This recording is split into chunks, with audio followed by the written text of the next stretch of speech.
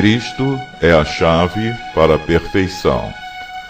Antes que o centurião Cornélio se convertesse, Deus havia se agradado do seu comportamento em relação ao seu povo e quanto ao seu interesse de conhecê-lo, demonstrado nas ofertas que levava ao templo. Todavia não poderia ser salvo por tais obras, e para tanto foi orientado a receber o apóstolo Pedro em sua casa, para que, ouvindo o Evangelho, pudesse crer em Cristo e ser salvo.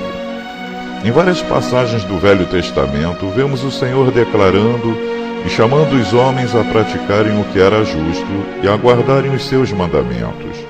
Isso demonstra que eles eram capazes, todos eles, de atenderem à sua ordenança, senão de outro modo nunca lhes teria ordenado tal coisa.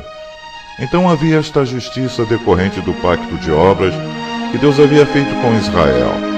Mas esta justiça que era pregada pelos escribas e fariseus, os religiosos de Israel, nosso Senhor Jesus Cristo afirmou ser insuficiente e inapta para dar a alguém um acesso ao reino dos céus. Por que isto? Não é difícil de entender. Primeiro, que o céu é um lugar de absoluta perfeição, porque todos os seus habitantes são também perfeitos. Perfeitos em santidade, perfeitos em amor, perfeitos moralmente, perfeitos em todo. E é notório que tal perfeição não existe em nenhum descendente de Adão por causa do pecado, por causa da natureza pecaminosa que há em toda e qualquer pessoa. Isso demandou, da parte do Senhor, para se prover de filhos perfeitos para o céu, semelhantes a Cristo, que tal natureza fosse crucificada, demolida, despojada, para que em seu lugar regesse uma nova natureza criada por Deus, provinda dos altos céus, operada pelo Espírito Santo, gerando um novo nascimento naqueles que haverão de herdar o céu.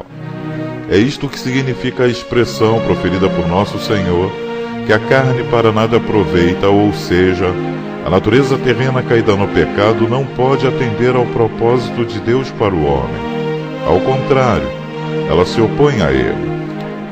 E do mesmo modo, quando diz que é o Espírito que vivifica, o significado aqui é o de que a vida eterna é gerada pelo Espírito Santo, fazendo com que o crente tenha uma nova vida espiritual, que é apta para cumprir o propósito eterno de Deus.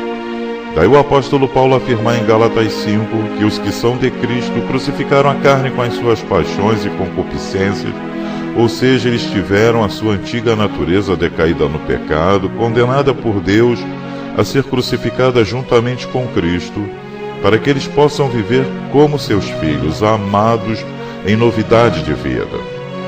Do mesmo modo, é afirmado em Romanos que os que são de Cristo não estão mais na carne, mas sim no Espírito Santo, ou seja, eles não estão mais debaixo do governo absoluto de tal natureza decaída que foi crucificada, mas debaixo da influência do Espírito Santo. Daí a ordenança do Senhor para os crentes que sejam perfeitos assim como Deus é perfeito, e do apóstolo Paulo que sejam imitadores de Deus como filhos amados. Porque tendo vencido a carne, a natureza terrena decaída no pecado, pela fé em Cristo, podem agora se enveredar pelo caminho da perfeição, através da santificação do Espírito Santo, até que sejam achados na glória celestial.